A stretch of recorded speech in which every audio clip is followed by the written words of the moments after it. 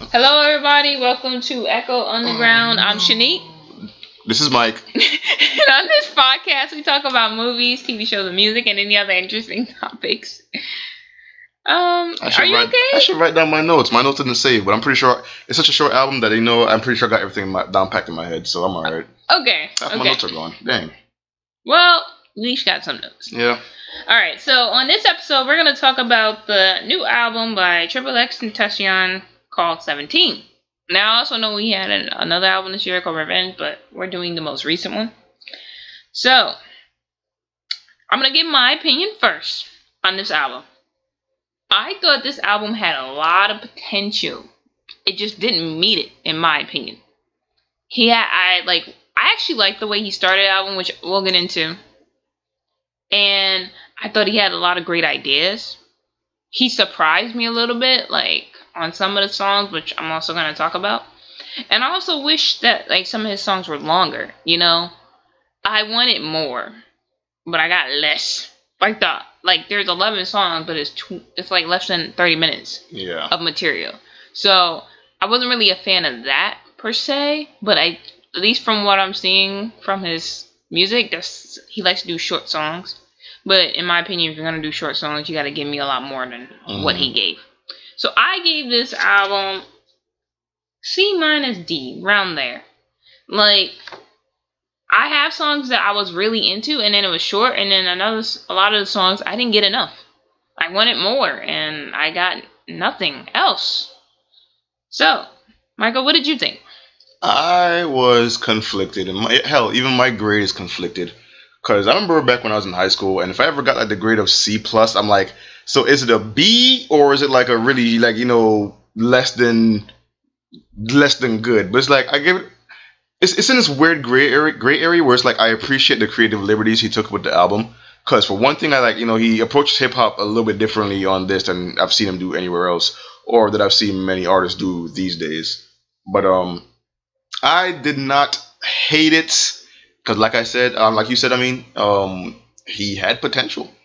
A lot of it, I feel like he cut out a lot of the quantity, but at the same time, he also cut down on the quality.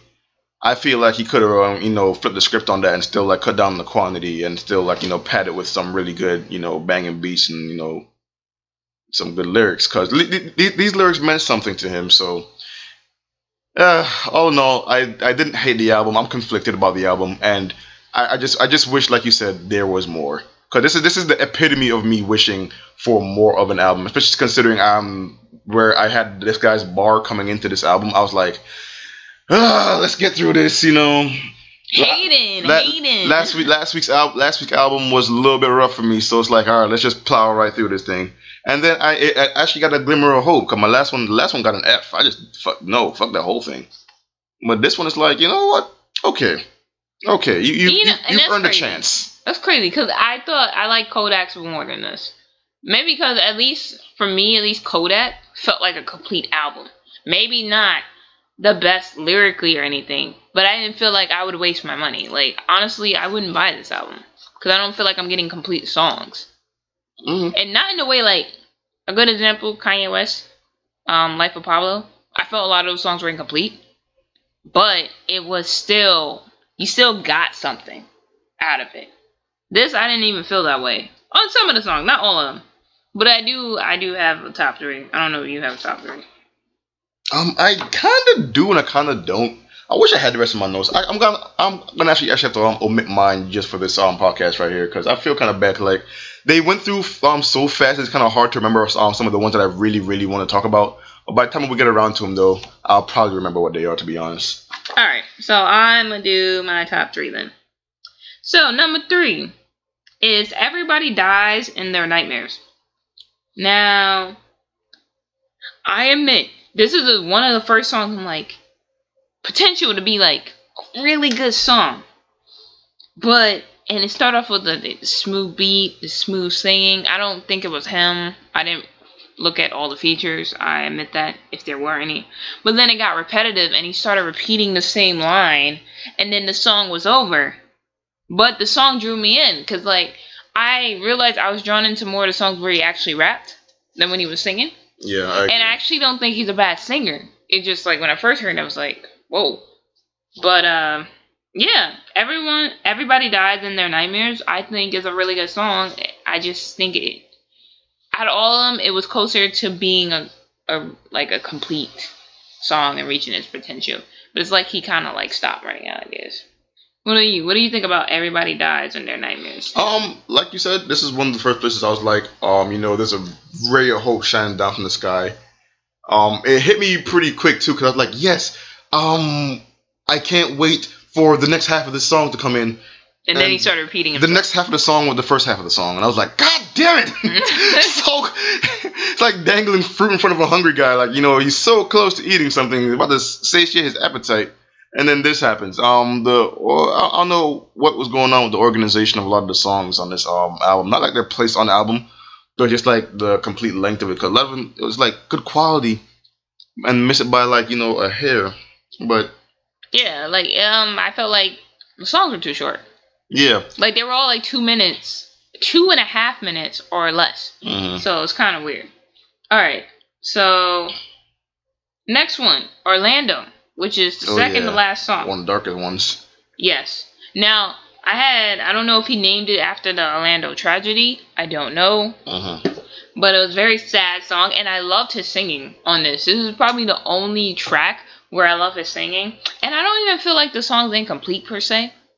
It's just really sad. So I couldn't give it like, it depressed me more than made me. Right, you don't want to extend the darkness. Yeah, I was like, this is not, like, if you sad and depressed, don't listen to the song. Because it's gonna make it worse. Right. It like brought down my mood a little bit. But he was really good and I loved his singing on it. You have anything else to say about Orlando? Just the one thing, I do agree with one of the darker ones, but I'm the whole album. I'm touch and go on the singing. I'm just saying for this track, I actually. Well, I can even speak in general, just from my perspective. I'm not sure how I feel about his singing just yet, because I feel like it's one of them also things that feed into his potential. I feel like maybe it's like an untapped quality you have in your music ability that maybe you can jump into later in the future. I feel like this is just one of them first ones where she's like experimenting with it. Like, let's try testing my voice out on this track. And for, the crazy part is a lot of the early ones in the first half of this album, I didn't mind it. The Orlando one's one of the ones I just feel like fell by the wayside with the singing goes on at least. I feel like the lyrics, they were dark, but they actually meant something because we don't really know if he's really pulling it from the whole incident that happened in Orlando at the club. But as far as I don't know, to sum it up, I'm just touch and go on the singing. That's all. Okay. And my number one is Jocelyn Flores. Oh yeah, cool. The first one. It was the only one of the few songs that I could say felt like a complete song. Only thing is, again, I have the same issue. It was too short. I needed like an extra minute. And this would have been, but it's the best song on the album. The smooth singing, and his verse was really good on it. Yeah. And I say verse because that's all he had to do on this. And I was really into it, and then he stopped. And I was like, okay. Okay, Tentacion. Triple X. Okay, you're done. And do you agree about Jocelyn being the best song, or do you have maybe something else will come up when we go through the other ones? Maybe, because one of the things about the first song on this album, because first impressions with albums, is that holy shit, I didn't hate it, because I was coming in thinking, oh god, he's going. He came in as a hater. I'm not necessarily a hater, but like this is I'm trying to expand my forte of things that I'm listening to, but it's like I've realized I can't hang with all the all the hip hop that I see now. And like this one didn't bother me. It's because I jumped into it like that and I set the bar pretty low. It's like, wow, okay. Faith and hope restored in humanity. I can actually go through this and not, cringe or nothing like that. Not feel like it's all, hood rap or some shit. Like, just hits the topic too hard on something without, taking away from the song itself. I like Jocelyn Flores. The beat was tight. The contrast of the tempo with his verses and the beat, I kind of like that too, because the beat was kind of somber, but he was kind of upbeat with his bars. And Yeah, you know what? I'll put this down as a really good first impression song from Triple X. I actually do not mind it at all. In fact, I might actually be coming back in the future to reevaluate this since it won't take me much time to do anyway, so I may as well. Yeah. Alright, now, it's funny how you say first impression, because our first impression of this album was the explanation. Mm-hmm. Now, when I first heard it, I was like, I'm ready for a song, and then he started talking. And basically he said, if you're not ready to handle my emotions, don't listen to this album. And I was like, you know what? I have a love and hate relationship with this intro.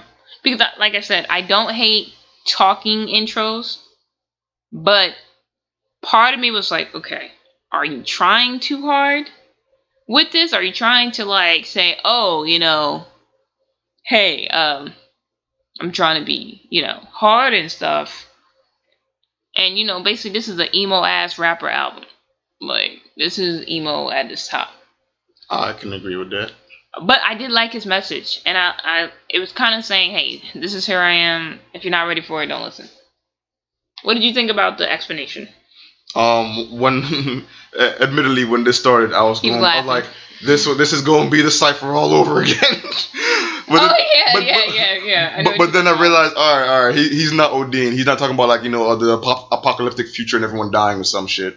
You know, he actually is saying, all right, this is an inside look at me. This is not any of my last albums or any of my last songs. This is not any of my hits. This is just me right now exposing myself to you guys. You know, exposing my insides, giving you another perspective, you know. And in that respect, I can actually appreciate this album. Like, it was a little different for me, so I'm kind of like, it's kind of, I don't know, hard to ingest, I guess.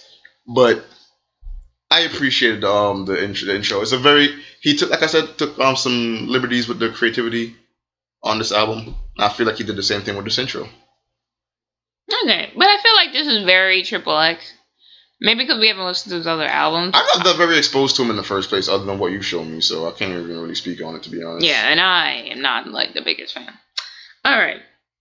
Now, we're just gonna go through the list, because I don't have a lot to say about some of these. Mm-hmm. Next one, Revenge. For a short song, I didn't understand why half of it was, like, instrumental. Wait, did you do Depression and Obsession? Oh, I'm sorry, hold on. I skipped one, but I'll go back to it after Revenge since I'm on this path. Alright, sure. I put, okay. It's not rap. The genre wasn't rap. It was more like sad, emo, rock, indie rock on this track. And another tracks like that too. And I literally said it was okay, and he's singing and shit. Like, I didn't actually put no other note. Do you have any more insight on Revenge? I thought Revenge was cool, because it's one of them things where it's like, by this point in the album, I started, like, hitting the brakes a little bit, because I kept thinking he's going to go back into XXXTentacion mode. And by the time I hit this song, I was like, okay, he's actually, like, you know, taking some interesting approaches to hip-hop, like, by mixing it with some other genres and some other styles. Like, you know, but this one wasn't even hip-hop. Well, yeah, I know, but it's like, the fact that he even put it on the album is what I really mean, you know? Yeah. Like, it's just kind of intermingling with what he does normally versus something he's trying to, like I said, maybe experiment with.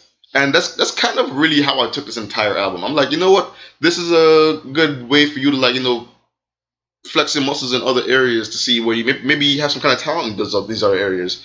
Maybe, you know, singing might be in your future if you get the right kind of training or some shit, you know? But, yeah, I do give the guy kudos for approaching hip-hop differently, though. So, or at least, you know, being inclusive enough to, like, you know, throw this kind of genre into it.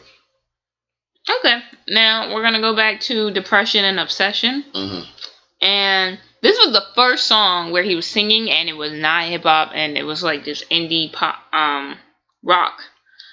And I put, what genre is this? Because it, like, threw me off. Yeah. It was, like, right after Jocelyn Flores, and I was like, I was in hip-hop mode. And then it took a left and jumped over a cliff. And we ended up in a different genre. And I was like, okay. But, again, it was too short. I liked it, but it was too short. Yeah. I did want him to extend some of these little experiments he was doing so I can get, like, a full idea where he's trying to go with it. I don't see the point of putting an 11-track album, which is already short for an album, and then making the songs as even shorter on top of that. Especially when you have a decent amount to offer. maybe it's not for your fan base, but it's just definitely going to gain you some new some new ears to listen to your music because I'm always interested in the music. And I can't believe I'm saying that. Like, granted, if it kind of falls short because the quantity of it, but I didn't mind it at all. I mean, it didn't really. Yeah, this like I said, the singing just isn't for me. But I don't mind. I feel like he's going in the right direction with creativity as far as like what he's trying to do with his music. So there's that. Okay. Save Me. Now, I put emo ass song. Because it didn't even sound like him. It reminded me of, I don't know what band. It reminded me of like a rock band. And like, it sounded like, it was basically saying, save me before I fall. And I put suicidal ass song. Because I was not sure where he was going with this record. Does he want to stop falling? I don't know. But, I really like this song, surprisingly. I wanted more lyrics, because again, after a while, he kept repeating himself, and that's another issue I had. That's what I was about to say, too. He was very repetitive on a lot of the tracks. Like, there were no lyrics. Like, he'll give you good lyrics on one, and then he'll keep repeating the lyric. And then you're like, no. I feel like at some point in the studio, he, like, figured out where the sweet spot was, and then he just stayed there and then realized. Yeah, but, like, on every track, though. That's what I'm saying. Like, you never realized it got stale at a point. Like, you found something good, and then that's the only thing you found, Yeah, I didn't like... I wish he just had more lyrics. That's the only thing bad I could say about Save Me. You got anything to say about Save Me? Or we covered it? I mean, mostly, yeah, because I was just, still kind of curious about the lyrics in this song, too, because it did get a little on the dark side, and I was like, oh... This whole album wasn't really... Well, yeah, it was like a positive, like a super poppy album, obviously. No, it wasn't even like... It wasn't negative. It wasn't positive. It was just like, dude, are you okay? Because like, if you have the beginning, the first one saying, oh, this is a journey into your thoughts. And then all your thoughts are like, everyone dies and their nightmares, depression, obsession, if you look at the name revenge, of this the actual, save me, die inside, fuck love, carry on. Like all of them are like really dark songs. Like, wink your left eye if you're in danger, actually. Like, is he okay? I don't know. I want to talk about the Dead Inside interlude. Now, normally I skip interludes, but since he didn't really have a lot of tracks, I was like, we get into it. I hated this thing. I honestly, even though the album was pretty short, losing this minute wouldn't have hurt the album. I had What the Fuck, Side Eye. I couldn't hear him, and he was mumbling. So honestly, this was a waste. I did not like this thing. I gave it a flat F. Two things I gotta say about them. They're gonna be real quick. One, yeah, I had to raise my eyebrow for this one because I was like, what the hell is your problem? Your whole point with this song. I don't know if it was like a beat you were experimenting with. I don't know if it was like a song that you just scrapped and turned into an interlude.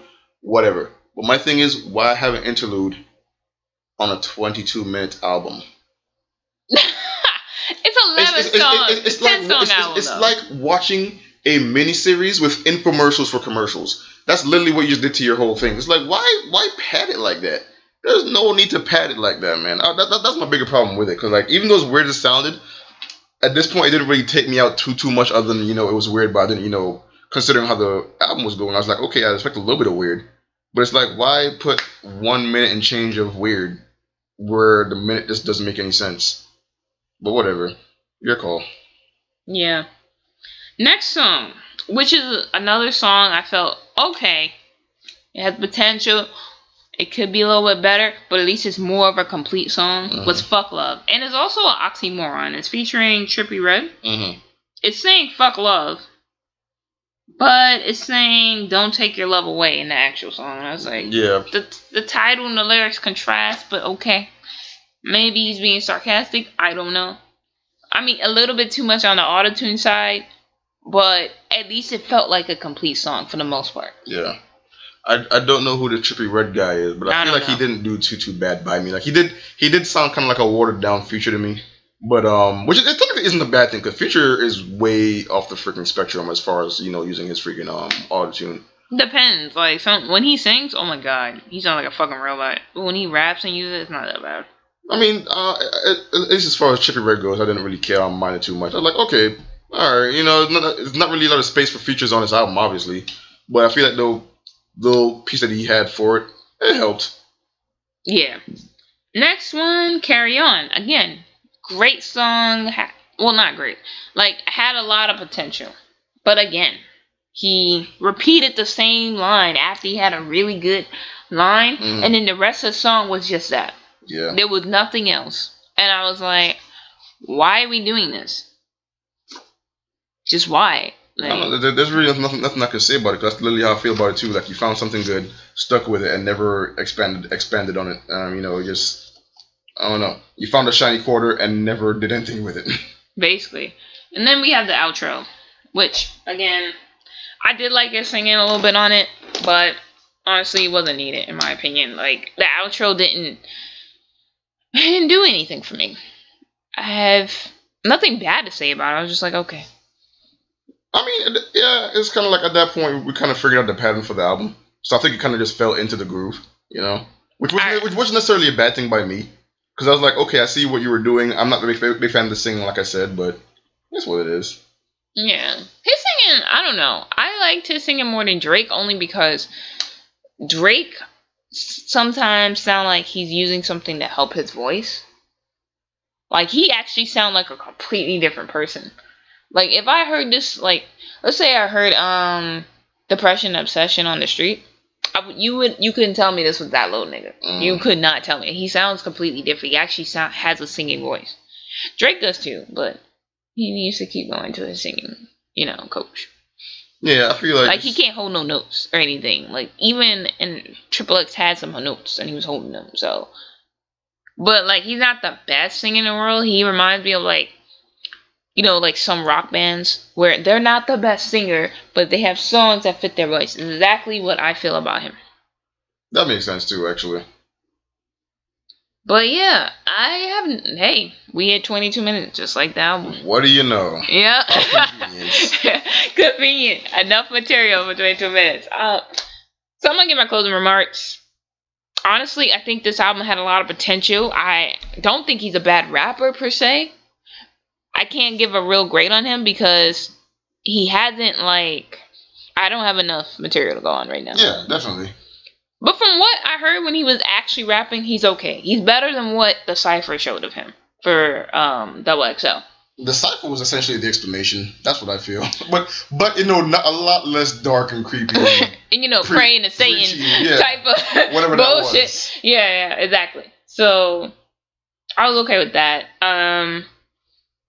You know, I say give him a try. Maybe not this album, maybe that other album that came out this year and some of his singles. I say both, so you can like put them side by side and say, maybe this guy has some range in his abilities, you know?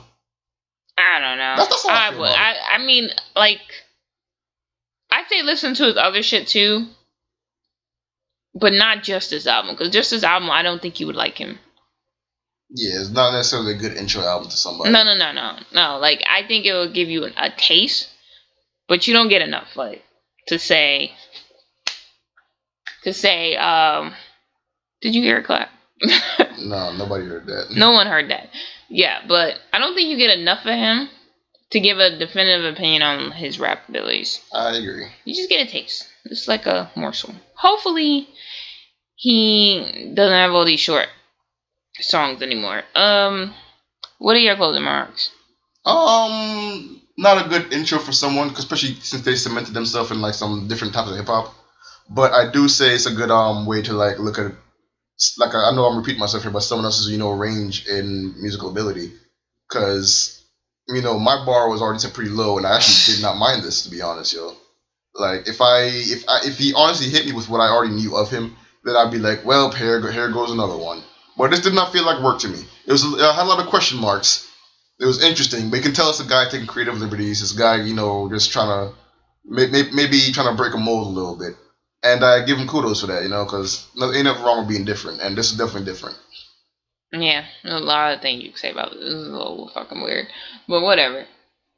So, guys, let us know what you think of this album, 17. Was it a good album? Do you agree with us? Do you think, like, are you a super fan? You're like, nah, son, you don't know what you're talking about. Right. Triple X is shit? Or do you agree that maybe, you want a little more from the album? Let us know what you think on Twitter and our handles Echo U Podcast. You can email us at echoundergroundpodcast@gmail.com. We're on Facebook, iTunes, multiple podcasting apps, Podbean, SoundCloud at Echo Underground Podcast. And we'll see you guys on the next episode. See ya. Bye.